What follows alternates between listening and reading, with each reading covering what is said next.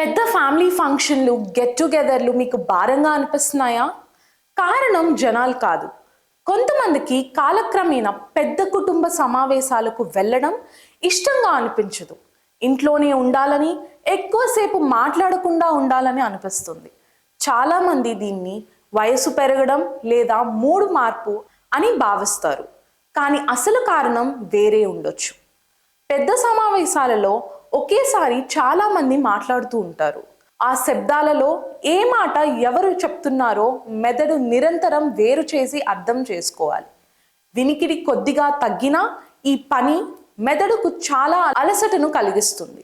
అందుకే అలాంటి సందర్భాలను నెమ్మదిగా దూరం పెట్టడం మొదలవుతుంది. ఇది భావోద్వేగ సమస్య కాదు, వినికిడికి సంబంధించిన ప్రారంభ సంకేతం కావచ్చు. ఉచిత హియరింగ్ టెస్ట్ చేయించుకుని మీ వినికిడి పరీక్షించుకోండి. హియర్స్ యాప్లో ఉచిత హియరింగ్ టెస్ట్ బుక్ చేసుకోండి.